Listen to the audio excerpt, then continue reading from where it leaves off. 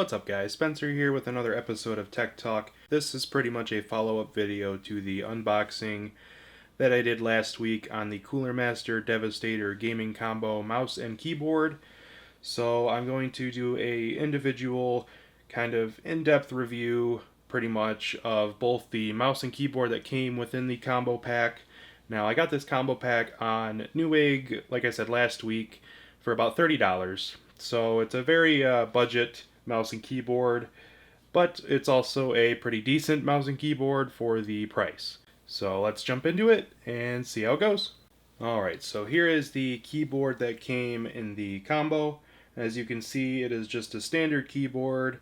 It's not mechanical, the buttons do not click very well, so it's just a regular standard keyboard. Like I said, $30, you know, what do you expect?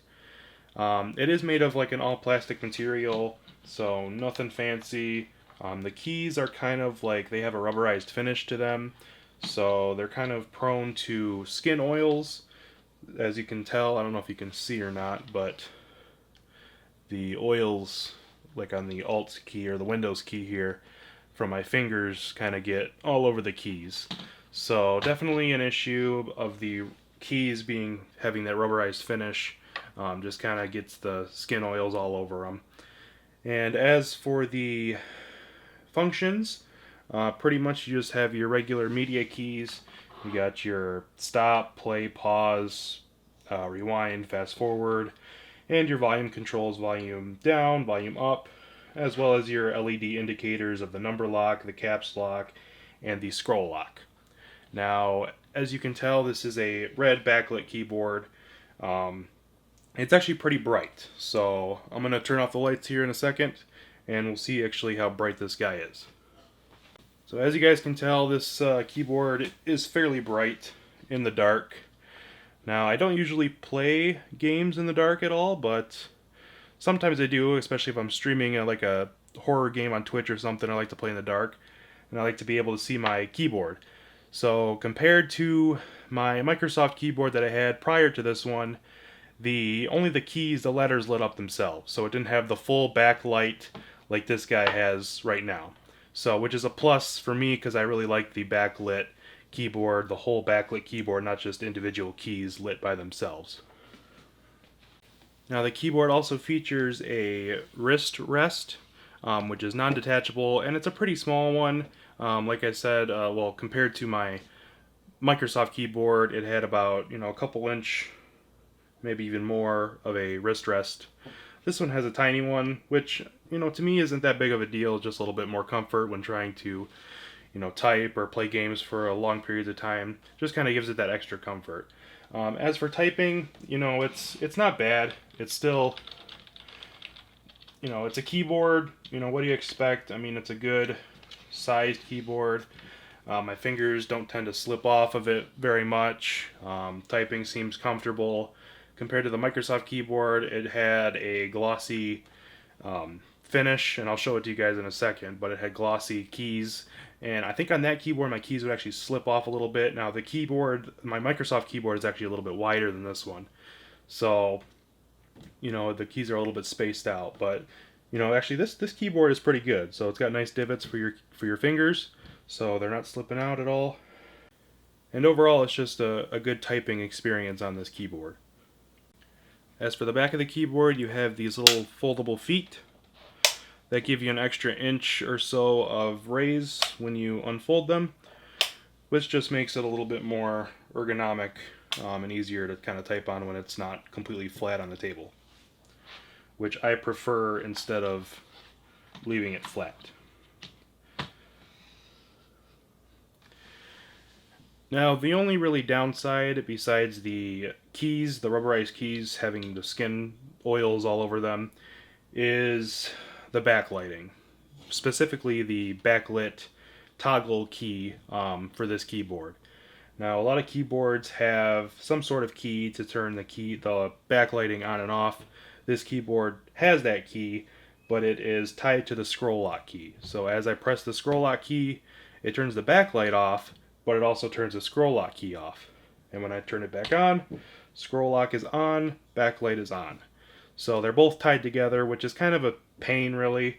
A lot of keyboards have like a function key, so you would hold the function key and then press the backlight key, and that would only turn the backlight key on and off, or the backlight on and off, and not the scroll lock. So this one does both scroll lock and backlight, which is kind of a pain. But other than that, it's a good keyboard. Like I said, for $30, it's not bad. I'll bring my Microsoft keyboard down and show you to kind of compare. But this does not have macro keys. Now, I don't really use macro keys all that much, but a lot of people like to have that expandability, different key functions on the macro keys. So it's up to you, but this one does not have the macro keys. It just has the basic media functions, but no macro keys. Alright, so here's kind of a side-by-side comparison of my previous Microsoft keyboard. Now, I'm not 100% sure of the exact model of this keyboard. I got it off of Newegg a while ago when I first built my computer, so I've been using this guy for quite a while. And as you can see, it's kind of dirty, so I got to clean it up a little bit. But this keyboard, the backlight is on. Now, it's kind of hard to tell on the video, but I will turn the lights off so you can see. This keyboard, definitely the backlight is much brighter, and as I mentioned, that the keys on this keyboard are just individually lit, so there's no actual like backlight on underneath the keys. So now that I've turned off the lights here and we are in complete darkness pretty much, the Microsoft keyboard is definitely a lot dimmer with the individually lit keys compared to the Cooler Master keyboard. So the Cooler Master keyboard is a pro or a plus for me because I really like the backlight of that keyboard compared to the Microsoft keyboard that I was currently using. The Microsoft keyboard has a glossy finish all over it. The Cooler Master keyboard is pretty much all matte unless it's on the wrist rest here, which is kind of glossy but also matte. So it's mainly matte with the rubberized keys, which is the only way you're going to have like fingerprints and skin oils is with the rubberized keys. But on the Microsoft keyboard, it's all kind of like a glossy finish. The keys are a little bit glossy. The border around the keys is glossy as well, and there's a lot of fingerprints on there. I don't know if you can kind of see that, but a lot of fingerprints right there above the arrow keys. So I definitely like the matte finish on this keyboard, even though it makes it look a little bit cheaper, but again, it's all personal preference. So that's just a little comparison between the Microsoft keyboard that I was using prior to getting the Cooler Master keyboard. Alright, now this is the Cooler Master mouse that came with the keyboard. Now, I was actually pretty impressed with this mouse. It is an all-black mouse, as you can see. It has the red LEDs on the top here, and as well as the scroll wheel, which are pretty bright. Now I'll turn the lights off here in a second to show you how bright they are, but they kind of go along with the keyboard quite nicely. It has an ergonomic as well as symmetrical design. Oh, and there's also red LEDs in the front there. I didn't know that here. You guys can see. You got red LEDs in the front there on the grills. Something I did not know because I never look at the front of the mouse. But yeah, that's pretty nifty. But yeah, it has an ergonomical design, for left or right mouse users. Let me fix the camera here. There we go. It also has a DPI button, a DPI switch right here on top, right underneath the scroll wheel, which features 1000, 1600, and 2000 DPI switches. So right now there is a red LED on this DPI switch, but it's currently off. As you can see, if I can zoom in here. Nope, that's as far as I can go. So it's currently off right now, but if I press it, now when it's off, it's at 1000 DPI. When I press it, it goes to 1600, and then press it again, it gets a little bit brighter, and then that's 2000. So that's the full DPI mode of this mouse, which is actually quite nice. So I've been using this mouse to play a little Call of Duty Black Ops 3 beta, and it works fairly well. It was pretty accurate, great twitch movement, and it is a on-the-fly switch. So press the button, switches to 1000, 1600, 2000. So nice feature for that mouse. And the scroll wheel also has like a rubberized finish on it, so it feels good to scroll. You're not slipping right off the scroll wheel there.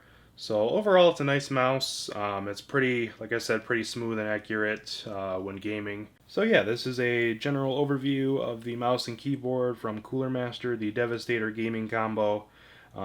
It was a great budget keyboard. Like I said, I got it for $30 off a Newegg. It came with a mouse, and I primarily wanted the mouse because I already have the Microsoft keyboard, which was backlit red LED.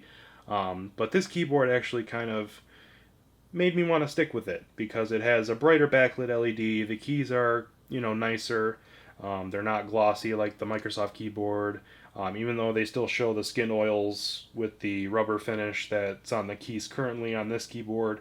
But it's all personal preference. So the Microsoft keyboard I think was like $100 or something like that when I first got it, and this is a $30 keyboard and mouse.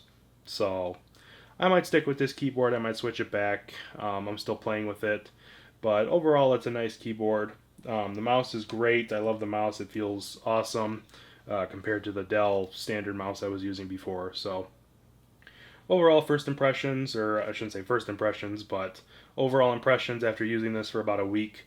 It's a good budget combo. So if you're looking for something just to get on your feet with your new computer, $30, give it to Newegg and they'll ship you out this lovely combo. So alright guys, that's it. I appreciate you watching this video. Hopefully this gave you a little bit more information on the Cooler Master Devastator gaming combo mouse and keyboard.